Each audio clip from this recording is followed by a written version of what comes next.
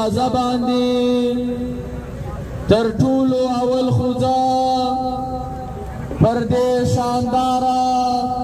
احتجاجي مظاهره جلسه باندې تاسو ته آفرین وایم.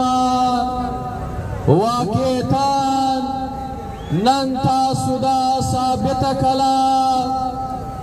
چې پښتون افغان نن هم سره یو دی، چې ټول پښتانه نن هم د دشمن و مخته ولاړ دي او د پښتانه د افغانانو په خلاف چې د دې ملک د پنجاب هغه مقتدر استعماري قوتونه چې کومې پالیسیانې جوړې کړې دي د هغې په خلاف باندې دا پښتون افغان هم ویښ دی، هم بیداره دی او هم سره متفقه دی. قدرمنو عزیزانو، د دې احتجاجي جلسه عام هغه خاص نقطه دا ده چې د ریاست پاکستان او د پنجاب د استعمارګرو لخوا چې کوم د افغانانو کډوالو په خلاف چې یو کریک ډاون یو غیر انساني د عالمي قوانینو په خلاف چې د دوی بې دخلي کومه روانه ده د دې په خلاف باندې دا جلسه عام ده. قدرمنو عزیزانو، لکه څنګه چې تاسو خبر یاست دا سلسله د دې کړۍ و هغه ځای ته رسي چې کومه ورځ د پاکستان ریاست او د پنجاب استعماري قوتونو چې افغانستان کې د مداخلت پالیسي جوړه کړه او افغانستان د ځان پنځمه صوبه ګڼله،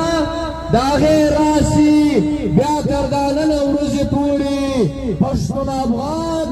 نه د کرښې پر هاخوا او نه د کرښې په دې خوا او نه په جهان کې د خیر ورځ لیدلې ده. قدرمنو عزیزانو،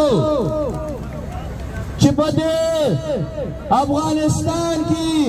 چې څور انقلاب رالی، دا انقلاب دا د افغانستان انقلاب و، دا د افغانستان د خلکو انقلاب و، دا د خارکشو خلکو انقلاب و چې دا به د افغانانو تقدیر به بدلولی، د افغانستان شکل به بدلولی. خو د جهان استعمارګرو، که هغه عربي استعمارګرو، که هغه امریکي سمراجو او که هغه د پاکستان دا پنجابي استعمارګرو، دا افغان انقلاب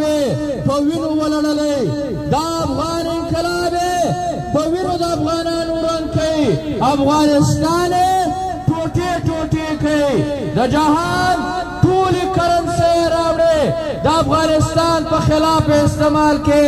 د افغانانو په قتل عام کې استعمال کې او په دې کې د دې جهان چې کوم سامراجي قوتونه دي بالخصوص امریکا، چې امریکا په دې جنګ کې کم و بیش 25 اربه ډالر هغه وخت استعمال کې، په دې جنګ کې عربیانو د IIRO پر نامه باندې انټرنیشنل اسلامیک ریلیف ارګنایزیشن پر نامه باندې د پښتون افغان په قتل عام کې پاربونو ډالر په اربونو ریال راوړل او زموږ وطن په وینو ولمبولی.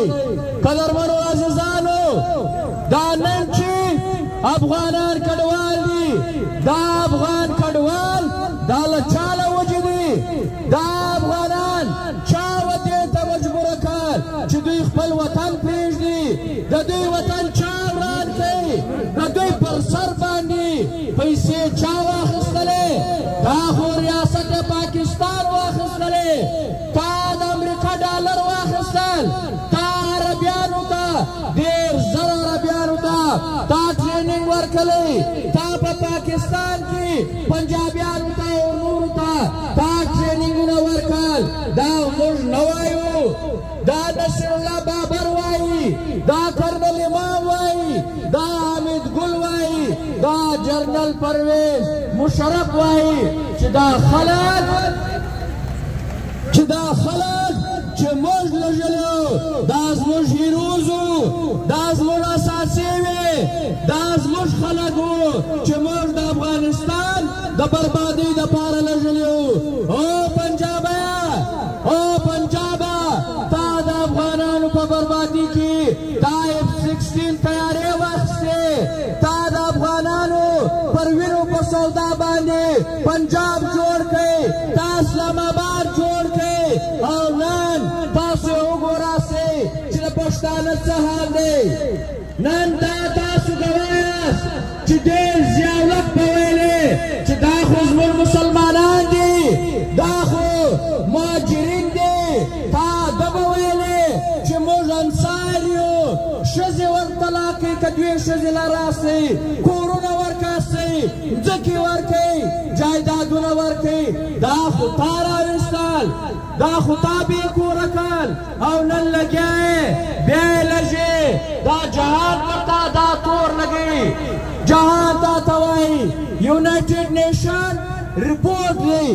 په دې رپورټ کې دا خبره کوي چې د افغان کډوال د پاکستان ریاست دا د بلیک میلینګ په تور استعمالوي. همیشه چې دوی د افغان کډوال د ایستلو خبره کړې ده دوی هغه ټایم یې کوي چې دوی په افغانستان کې چې څوک ناست وي هغه بلیک میل کوي د هغوی کار اخلي او هغوی پرشرایز کوي د هغې دپاره پاکستان دا حربې هره واره استعمالوي. نن عزیزانو تاسې وګورئ د افغانستان د خلکو سره د افغانانو سره نن دلته کم چلن روان دی دا خو د علمي قوانین مطابق دلته راغلی دی دا خو د UNHCR د قوانینو مطابق دلته راغلی دی ها قوانین پر تا دا لازمه کړې ده چې ته دوی نشې پسې اخیستلی ته دوی په زوره نشې پسې اخیستلی په جهان کې 11 کروړه کډوال اوسي د خپلو وطنونو څخه پردي وطنونو ته تللي دي او په دې کې یوازې 4 لکه کډوال بېرته خپلو وطنونو ته تللي دي. نو چې 4 لکه تللي دي جهان یې نه پسې اخلي ته دا اختیار نه لرې ته دا علمي قوانین نشې ماتولی. او بله خبره دا ده تا افغانانو ته دلته څه ورکړي دي تا افغانانو ته دلته صحت ورکړی وي تا نوکري ورکړه تا جایدادونه ورکړو تا سکیورټي ورکړه تا خو هېڅ نه دي ورکړي. په علمي قوانینو کې دا دي چې ته به بنیادي انساني حقوق درته ورکړې ته به د ده سر و مال تحفظ کوې او ته به د ده هر قسم معاونت کوې. دا د پاکستان ریاست په دې 45 کاله کې دا یو کار هم نه کیوه نن بیا لګیا دي بیا افغانان و دې ته مجبوره کوي چې دا پسې واخلي بهانې ورته جوړې چې دا په جرایم پیشه عناصر دي بهانې جوړې چې د پاکستان په معیشت باندې یو بوج دي دا خلک. نو معززانو په دې ځان خبر کاستئ د امریکا دا خبره کوي چې زموږ په وطن کې په امریکا کې 15 لکه کډوال اوسي دې 15 لکه کډوال یوازې په 2019 کې په یو کال کې 90 ارب ډالره ګټه ده په امریکا و اکانومي ته ورسولې ده چې په هغه کې 25 ارب ډالر خالي ټیکسونه استرالیا وایي چې زما په وطن کې کم کډوال پراته دي دا د کال $1,00,000 فی کس زما و ملک ته دا ګټه رارسي. داسې برطانیه وایي داسې د یورپ نور ممالک دا خبره کوي چې زموږ په وطن کې د دې کډوالو له لاسه ارزاني راغلې ده نوکریانې خلک پیدا کړي دي دلته چې خلک راغلي دي په هغه کې داسې خلک هم شته افغانان شته یو افغان چې په امریکا کې اوسي د ویبسټر نامه باندې کمپنۍ وه هغه افغان بچي $111 ملیون کمپنۍ په امریکا کې جوړه کړه بیا یې خرڅه کړه جهان یې مثالونه ورکوي. نو عزیزه ته دا خبره څنګه کوې چې په افغانستان دا کډوال په پاکستان باندې بوج دی نن تاسو یې راواخئ عزیزانو چې دلته د افغان کډوالو له لاسه نن ارزاني ده نن چې تا ته دلته کم د کار خلک پیدا کړي که بزګر دی که نور خلک دي دا ټول افغانان دي دا په نیم قیمت باندې د تا سرکار کوي د دوی له لاسه نن ستا په وطن کې ارزاني ده ته هر شی وګوره دلته خلک که یو خواته دلته خلک 10 روپۍ ګټي په شي کې دا کډوال 1 روپۍ ګټي نن ستا وطن چې جوړ دی دا مزدوري چې چا کې کړې ده دا ستا وطن چې نن آباد دی دا د دې کډوالو پر محنت باندې نن آباد دی او دی تا ته وایي چې کډوال دا پر موږ باندې بوج دی عزیزانو پاکستان د پاکستان دا واکداران دا ټول خلک دا پښتون افغان که د افغانستان تعلق لري او که د کرش پر دې خوا تعلق لري دا موږ او تاسو ټولو ته د کډوال په نظر ګوري تاسو څه خیال دی چې دا کرک ډاون یوازې د افغانانو په خلاف دی د کډوالو په خلاف دی دا به ستا په خلاف هم وي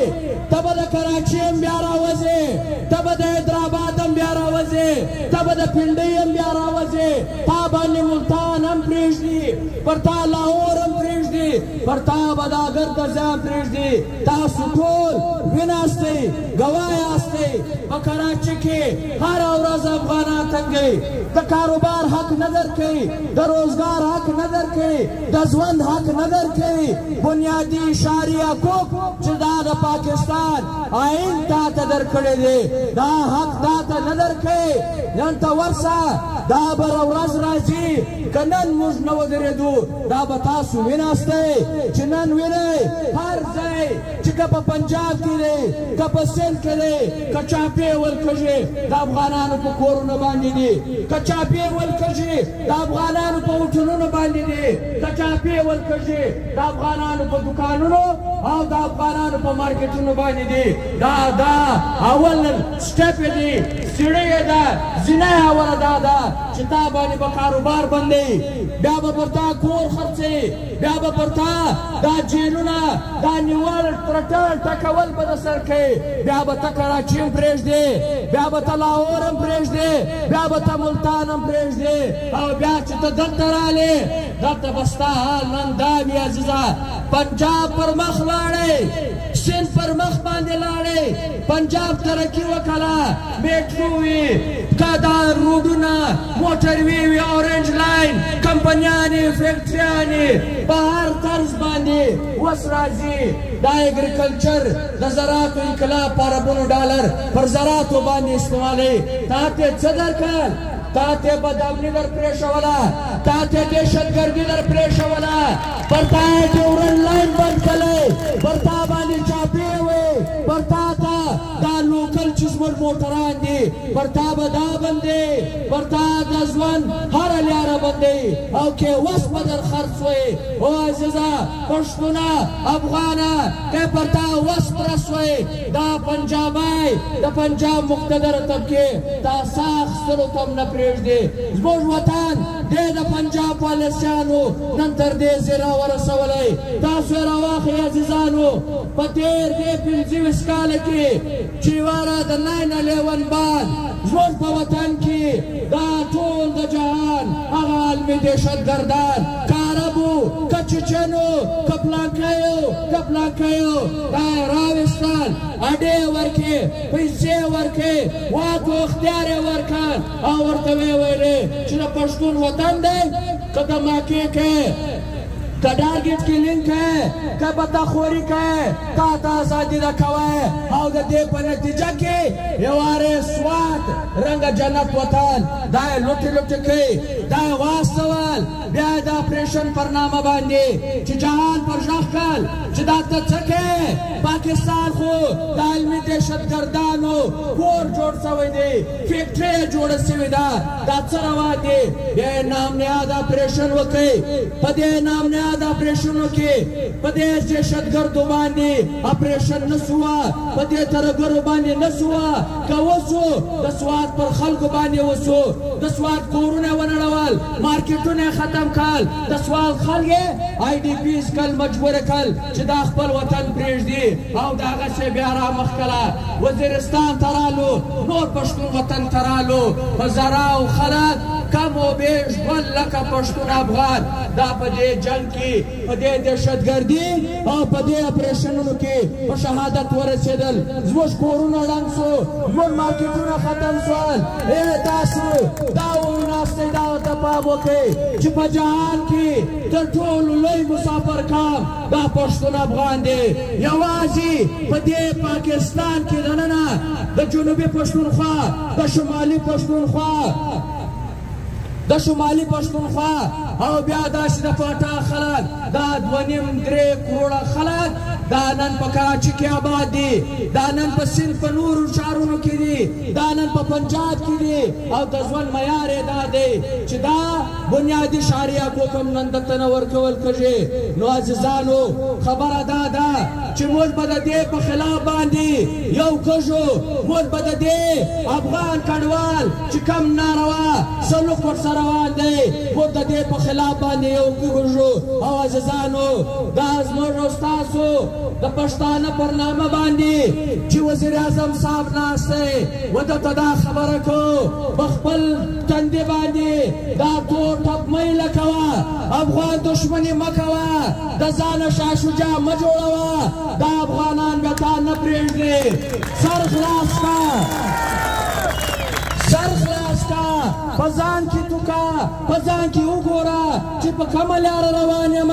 د یو پنجابي په خوله باندې، د پنجابي جنرال په خوله باندې، د نواز شریف په خوله باندې، د شهباز شریف په خوله باندې زه په کومه خوا روان یم. شهباز شریف وایي که په کشمیر کې هندوستان مداخلت نه کوي بند، بیا به موږ په افغانستان کې د افغانانو سره پلانکی کار کوو. نو ستا زور دا دی، نو ته زور په افغانانو باندې چلې، نو ته د افغان دښمني څه لکې؟ که ټینګ یې که نر یې، واګا باډر بند کا، کرتارپور بند کا، دا نور باډران چې دي دا بند کا. دا نشي کېدلی. دا سوال نه پیدا کېږي چې دوی به وایي چې سکھ پنجابی زما ورور دی، رنجیت سنګ دا زما هیرو دی، او زه به دا خبره نه کوم چې مسلمان پښتون چې په خاوره باندې له ما سره ګډ دی، پر تاریخ له ما سره ګډ دی، چې زه افغان یم،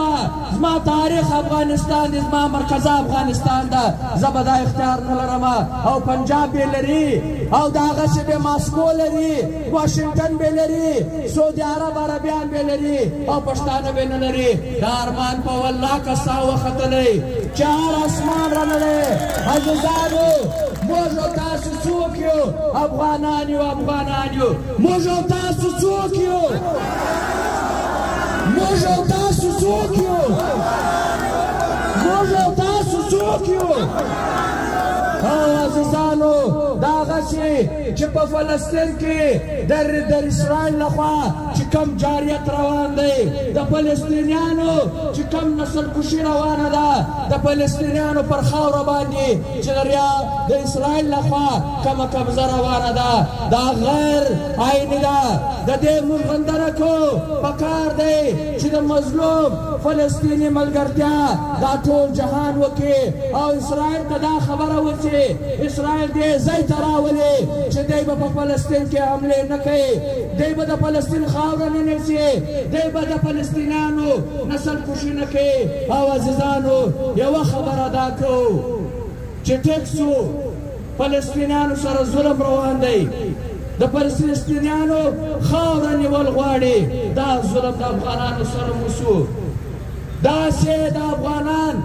تر دا دماکو ویستل، ترارو یې ویستل چې 40 لکه پښتون افغان دا یې په شهادت ورسولی، دا یې یا ګوډ کړل یا یې شل کړل. نو موږ خواست کوو دا خلکو ته چې صحیح سو د فلسطین په حق کې موږ او مولوي صاحب او جمعیت علماء اسلام دې ته موږ وایو چې د افغانانو سره ودرېږه. نن که د فلسطین سره ناروا روانه ده، د افغانانو سره هم روانه ده. دا د یونایټډ نیشن رپورټ دی، هغه وایي که دا افغانان په زوره وایستل سو، دا افغانستان ته لاړو، دا به ډېر لوی بحران جوړ سي. دا په لکونو انسانان دا به یا خودکشانې وکړي، دا به یا د پردي مزدوران سي، دا به لیوني سي، دا به له لوږې مړه سي. نو دا به په دې خطه کې یو ډېر لوی بحران جوړ سي، په لکونه خلک په دې کې مړه سي. نو موږ دوی ته خواست کوو چې تاسو د فلسطین په حق کې جلسې وکړې. نو راسه یوه جلسه موږ خواهش دا دی، موږ تا ته دا وایو چې راسه یوه جلسه دا پاټیانې تا ته وایي چې راسه په ګډې وکړو د دې ریاست د دې ناروا پښتون افغان دشمن پالیسي په خلاف. راسه موږ دا یو احتجاجي مظاهره وکړو، یو تحریک وچلو. نو عزیزانو تاسو ډېر لوی همت وکړئ. تاسو نن دشمن ته دا ورښکاره کړه چې پښتون افغان دا نن هم پر افغانیت ولاړ دی، دا پښتون افغان نن هم ویښ دی، بیداره دی، سره متفق دی. اتفاق نور څه ته وایي؟ اتفاق دا سټیج دی، اتفاق دا تاسو ناس خلک یاستئ، اتفاق د چمن پر لک دی چې نن ناست دی. موږ د هر مطالبې د دوی موږ حمایت کوو، او چې دوی کومه فیصله وکړه دا سیاسي پارټیانې دا تحریک چې ناست دی دا یې ملګرتیا کوي، دا به ورسره ولاړې. نو کور مو ودان شه او یوه خبره اخلي چې دا احتجاجي جلسه زموږ د تحریک آغاز و. نورې کړیانې به وي په 3 تاریخه د جمعې په ورځ په کوټې کې به شټر ډاون وي، او دا را روان عمل به بعد کې تاسو ته اعلانېږي، دا به کامیابه کوو. ډېره مننه. دا شټر ډاونو د دې تیاري به وي په 3 تاریخه به سهار ټول باچا خان چوک ته راوځو، او دلته به شټر ډاون وي، بیا به نوی دا عمل ټاکل کېږي. ډېره مهرباني، ډېره